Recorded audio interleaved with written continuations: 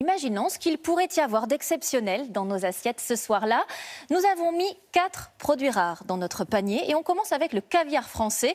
Rencontre avec un producteur installé en Sologne. Ces œufs sont servis dans les restaurants de chefs étoilés. Jean-Marc Nouknouk, Michael Cario et Ina Palmer.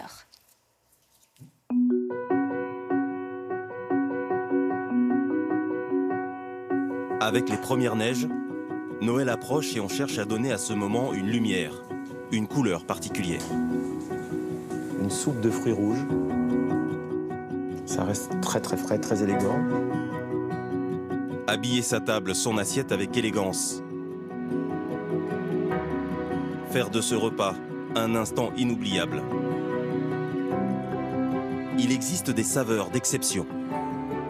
Le zeste est intéressant, mais le jus également. Des produits rares et surprenants. Vous ne les trouverez pas sur toutes les tables et c'est ce qui les rend encore plus remarquables.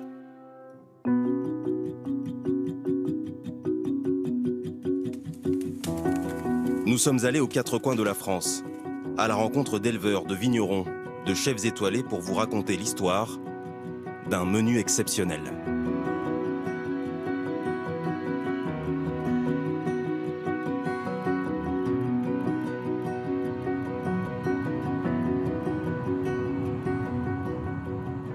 Début décembre, au cœur de la Sologne. Là, on va être en effectif un petit peu réduit pour faire la pêche. Par rapport à d'habitude, mais on devrait y arriver quand même. Vincent Hencar vit ici depuis toujours. Il possède une bonne centaine d'étangs comme celui-ci. Pisciculteur, il plonge chaque semaine dans ses bassins. Délicatement, en silence.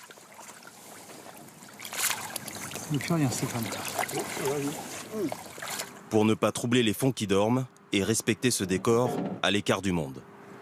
C'est le pays où j'ai mes attaches, un petit peu mes racines. Et un pays où, tout en vieillissant, on devient de plus en plus contemplatif. On lui trouve quand même que c'est un havre de paix, c'est un lieu qui reste quand même assez préservé. Pour l'instant, tout est calme. Une évadée. En quelques secondes, ce sont près de 200 poissons qui se trouvent amassés dans les filets. La pêche d'esturgeons sauvages est interdite depuis bientôt 10 ans, laissant ainsi la place aux poissons d'élevage.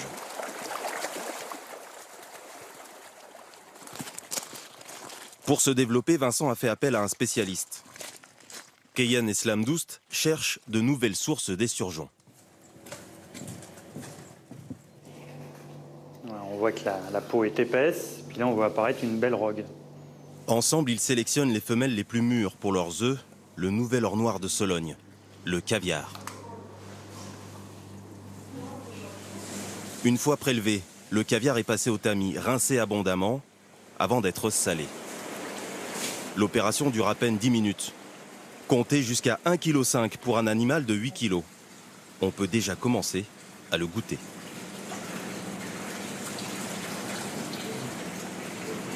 Là on sent bien le goût un petit peu noisette, boisé. Et la texture surtout. La texture, si on pouvait conserver ça, c'est idéal. Ces deux-là étaient faits pour se rencontrer. D'un côté, la tradition iranienne du caviar, de l'autre, les étangs de Sologne. Moi, je suis de nord d'Iran, de la mer Caspienne.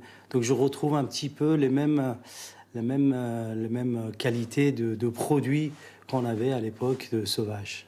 Les premiers caviars qu'on a eus, alors qu'on avait peu d'expérience, étaient déjà des caviars qui avaient de bonne qualité.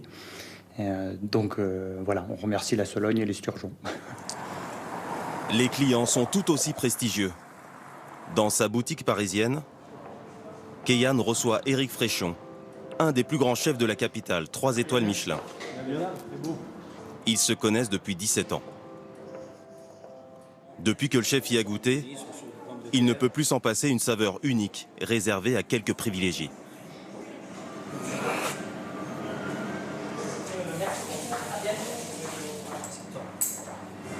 Il roule un peu plus celui-là. Quand on met le caviar en bouche, on a cette sensation un petit peu grasse, tout de suite. Et après, on a le grain du caviar qui roule sur la langue et sur le palais, en fait. pour quelqu'un qui voudrait se faire plaisir pour les fêtes, Une pomme de terre au four, juste bien cuite. On l'ouvre en deux, on récupère la pulpe, un peu de beurre salé écrasé dedans, une cuillère de caviar, terminé. La rareté a un prix, 220 € les 100 grammes.